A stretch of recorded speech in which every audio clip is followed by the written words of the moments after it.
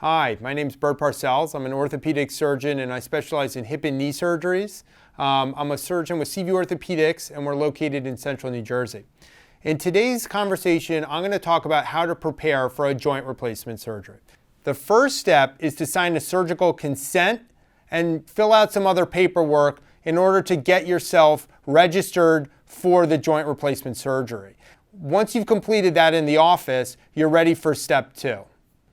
The second step is going to be to work with my scheduler, Lisa, in order to pick a date for the surgery. Now, I typically book about a month out.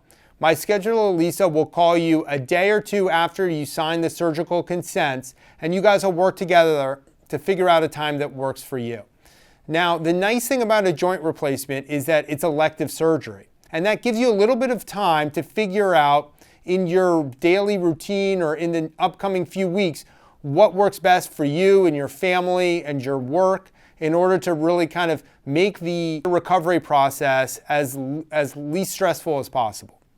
The third step for getting ready for surgery is to complete some blood work, an EKG, a chest x-ray, and have urine analysis performed. The third step is to make sure that you're optimized as a patient for the surgery. Joint replacements go very smoothly when all of my patients are optimized.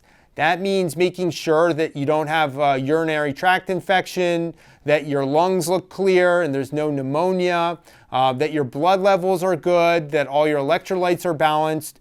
When I have an optimized patient, we can really expect the recovery to go smoothly. Sometimes a patient has diabetes that's not being well controlled, and we pick that up on the blood work before the surgery. I have you see your medical doctor, and we delay until your glucose is well controlled. That's just one example of kind of the utility of getting this blood work before the surgery in order to prevent complications afterwards. The fourth step is to see your primary medical doctor. So I will review your blood work, chest x-ray, EKG, but it's nice to also have your medical doctor, who has probably known you for a while, to look at the results as well and decide if any medications need to be added before surgery, taken away. And I usually will talk to them as well before the surgery in order to make sure that we're all on the same page and that, again, you as a patient are optimized for the elective surgery.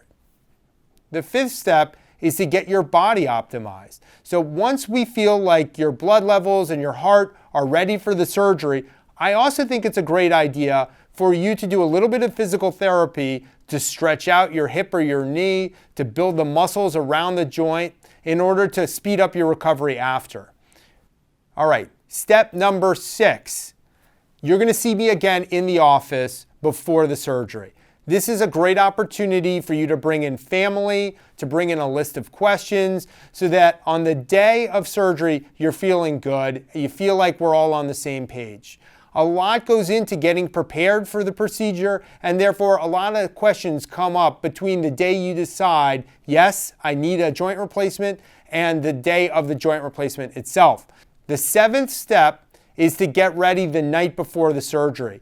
You want to pack a small bag of clothes if you're spending the night in the hospital. You're going to stop eating or drinking anything at midnight leading up to the surgery. And you should expect a phone call from the hospital the evening before the surgery to tell you what time to arrive.